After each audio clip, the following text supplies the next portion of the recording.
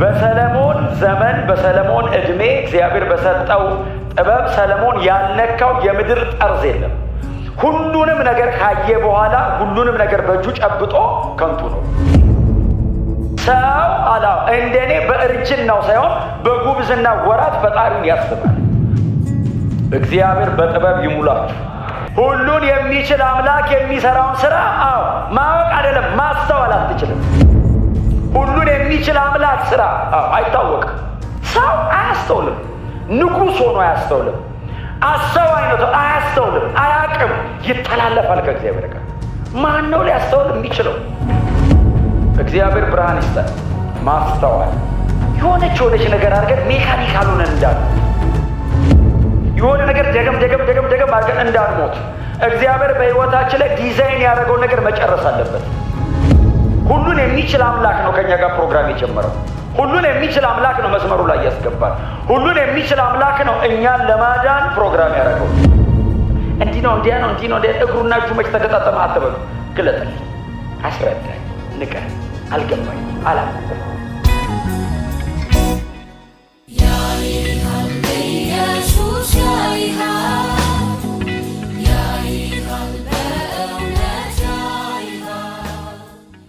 ከማይመረመረው ከእግዚአብሔር ስራ ጋር በተያያዘ እግዚአብሔር በሰዎች ሕይወት ላይ ከሚያደርገው በጣም አንሰርቸብል የሆነ ሊመረመር ከማይችል ከእግዚአብሔር ጥልቅ እውቀት ከሚነሳ ከማዳን ስራው ጋር ብዙ ጊዜ ተያይዞ ይሄ ቃል ይነሳል። በሰለሞን ዘመን ወርቅ መቁጠር አይቻልም ነበር። ታውቃላችሁ፣ ወርቅ እንደ ድንጋይ ነበር፣ መቁጠር አይቻልም። ገንዘብ በውል አይታወቅም ነበር። ለሀብቱ ወሰን አልነበረውም ሰውየው። በስልጣን ረገድም ከሆነ ደግሞ ስርወ መንግስቱ በጣም ታላቅ ነበር። በእርግጥ ሰለሞን የነበረው መንግስት በጣም ትልቅ ከመሆኑ የተነሳ የነበረውን መንግስት ለማጽናት ብሎ የሄዳቸው አንዳንድ ዘመኑን ያሳጥሩበት መንገዶች አሉ። ረጅም ዘመን ለልጆቹ ለልጅ ልጆቹ ሁሉ ከሮብዓም በኋላ እንዲቀጥል ማድረግ ቢችልም ግን በጣም እድሜውን እንዲቆርጥበት ያደረገ መንግስቱ በጣም ግዙፍ ስለነበር ያንን ማጽናት ፈለገ። እግዚአብሔር የሰጠው ነገር አልበቃ ብሎት አካባቢው ላይ ያሉትን ሁሉ መግዛት ፈልጎ እንደምታውቁት አካባቢው ካሉ ነገስታት ልጆች ጋር ሁሉ ይጋባ ነበር ይላል። በሰለሞን ዘመን በሰለሞን እድሜ እግዚአብሔር በሰጠው ጥበብ ሰለሞን ያልነካው የምድር ጠርዝ የለም። ሁሉንም ነገር ካየ በኋላ ሁሉንም ነገር በእጁ ጨብጦ ከንቱ ነው። ሁሉንም ነገር አይቶት ከንቱ ነው ብቻ አይደለም ያለው። ገንዘብን ፈለግኩ አለ፣ አገኘሁት አለ። ጥበብን አለ ፈለግኳት አለ። የምድር መሰረት ድረስ ወርጄ ነው የፈለግኳት አለ። የምድር መሰረት እንዴት እንደወረደ አላውቅም። በቀይ እንቁ መካከል ፈለግኳት፣ በደመና መካከልም ፈለግኳት ይላል። በየትኛውም ቦታ ፈለግኩ ይላል። ምንም ነገር ፈልጌ አላጣውም አለ። ሁሉንም ነገር በእጄ ጨበጥኩት አለና 5 ጊዜ ከንቱ ነው አለ። ሰው እንደኔ በእርጅናው ሳይሆን በጉብዝና ወራት ፈጣሪውን ያስባል። በጉብዝና ወራት እኔ ጉብዝናዬን የጨረስኩት እንደነዚህ አይነት ነገሮችን ሰርች በማድረግ ነው። ስለዚህ ጉብዝናን እንዳትጨርስ እኔ ሄጄልሃለሁ። እኔ ጉብዝናዬን በሙሉ በዚህ ሄጄ ያላገኘ ሰው ቢጽፍ ለማግኘት እንታገላለን። ያገኘ ነው የጻፈው። ሞክሮ ሚስ ያደርግ አይደለም። ታርጌት ፉል የሆነ ሰው ነው የጻፈው። በንግስና ወደር የለውም፣ በሀብት ወደር የለውም፣ በዝና ወደር የለውም። በምድር ላይ የሰለሞንን ጥበብ ያስናቀ ጥበብ ኢየሱስ ጋር ብቻ ነው የተገኘው። ባይዘዌ ሰለሞንን ከመስመር ያወጣ ጥበበኛ ኤቨር የለም። ኤቨር እግዚአብሔር በጥበብ ይሙላችሁ። በእውነት በኃይልም በጽድቅም በጸጋም ይሙላችሁ። ያላየው እግዚአብሔር ያላሳየው አይኑን ከፍቶለት ያላየው ነገር ግን በሙሉ ከፀሐይ በታች እያለ ነው የሚጽፈው። ከፀሐይ በላይ ያለ ማለት ነው። ሰው በጣም ብዙ ጊዜ ትንሽ ያቅ የጨረሰ ይመስለዋል። በጣም ትንሽ ያቅ ከሆነ ነገር እስከሆነ ነገር ሲያቅ ያለቀ ይመስለዋል። በጣም ተግቶ ሲጸልይ፣ በጣም በዚያ ያለ መጽሐፍ ሲያነብ ያለቀ ይመስለዋል። ሄዶ እግዚአብሔር የለም ሁሉ ይላል። ስለ ሁሉም ነገር መተንተን ይፈልጋል። ሁሉን ለማወቅ ትንሽ የቀረው የሚመስል ሰው፣ እማያውቀው ነገር የለም የተባለለት ሰውዬ ሁሉን የሚችል አምላክ የሚሰራውን ስራ ማወቅ አይደለም ማስተዋል አትችልም። እግዚአብሔር ሊገልጥልህ ካልወደደ በቀር፣ እግዚአብሔር ሊያሳይህ ካልፈቀደ በቀር ልታውቅ አትችልም። የማንን? ሁሉን የሚችል አምላክ የሰራውን ሁሉ አይደለም። እግዚአብሔር የሰራውን አንድ ነገር ማስተዋል አትችልም። ፕራይድ ልባችን ላይ የማይገኝበት ምክንያት አንዱ ሁሉን የሚችል አምላክን ስራ መመርመር አልችልም እኔ እና ተንበርክኬ እማጸናዋለሁ። እግዚአብሔር ሆይ መንገድን አስተምረኝ፣ አደራረግን አሳየኝ። የእግዚአብሔር ባሪያ ሙሴ የለመነው እሱን ነው። አቤቱ እግዚአብሔር ሆይ አለው። አቤት አለው። በስሜ ጠርተኸኛል ሙሴ ብለህ መንገድን አስተምረኝ። ከግብፅ ምድር በባህርና በደመና ሕዝበ እስራኤልን እንደዚህ አዝሎ ያወጣ ሙሴ 600,000 ሕዝብ ከስር ባህር ከላይ ደመና አድርጎ እግዚአብሔር የመራበት ሙሴ፣ እግዚአብሔር በሲና ተራራ ላይ ፊት ለፊት የሚያዋራው ሙሴ ተንበርክኮ እንዳለ መንገድን አስተምረኝ። ሁሉን የሚችል አምላክ ስራ አይታወቅም።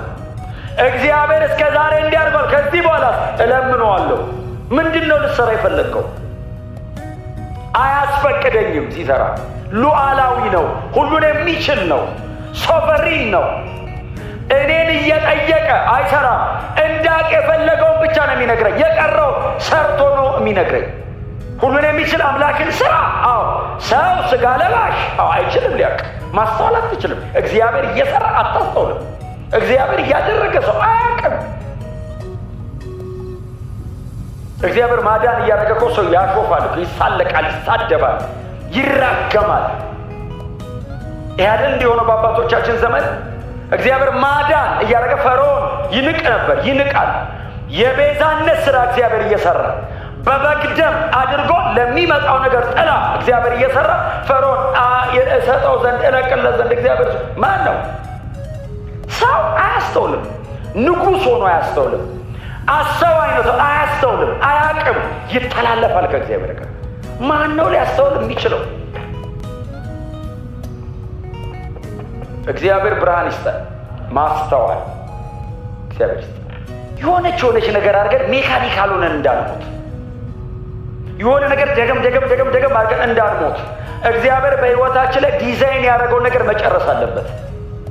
ሁሉን የሚችል አምላክ ነው ከኛ ጋር ፕሮግራም የጀመረው። ሁሉን የሚችል አምላክ ነው መስመሩ ላይ ያስገባል። ሁሉን የሚችል አምላክ ነው እኛን ለማዳን ፕሮግራም ያደረገው። ሚስ እንዳናደረገው ቸርች ቁጭ ብሎ ሰው ሚስ ሊያደርግ ይችላል። እምፈልገው እንዲሆን እየጠበቅኩኝ ልጎዳ ይችላል። እምፈልገው ምንድን ነው ብዬ መለመን አለብኝ። የእግዚአብሔርን ፕሮግራም አውቀን የምንሰራበት ቦታ ነው። እቅዴን የማደርግበት ቦታ አይደለም። ቸርች ለፍተህ ጥረህ ግረህ ምን ብለህ ስምን ያደራጀበት ጉዳይ ምንም እንዳልሆነ የሚገባ እግዚአብሔር በአንተ ህይወት ላይ እየሰራ ያለው ነገር ሲገባ ብቻ ነው።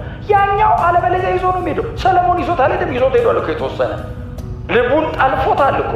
በጣም ብዙ ውሳኔዎች እኮ አድርጎበታል እኮ ሰለሞን። በዛ ምክንያት ከጊዜ በኋላ ግን ገባው፣ እግዚአብሔርም አነቃው። የእግዚአብሔርን ስራ የማዳኑን ስራ ሰው አያስተውልም። ሌላ ብዙ ነገር እያስተዋለ የእግዚአብሔርን ስራ ሰው አያስተውልም። ክሪኤሽን ዋው ይላል። የመሬት አቀማመጧ፣ የፀሐይ አቀማመጧ፣ ፀሐይ አለመጥፋቷ፣ መሬት አለመቅለጧ፣ በረዶ አለመሆኗ፣ አለመቃጠላችን፣ ፍሪዝ አለማድረጋችን በጣም ይገርመዋል። ሰው ሪዴምሽንን አያስተውልም። ቤዛነትን ሰው አያስተውልም። ስትነግረው ሞኝነት ነው ይላል። ትቀልዳለህ እንዴ ይላል። በዚህ ዘመን ይላል። በዚህ ዘመን ሰው እንዴት ቤዛነት ያወራል ይላል። ዓለምትን በደረሰች የእግዚአብሔር ስራ ነው። እንዴት ያስተውል? እግዚአብሔር የጀመረው ነገር ካለ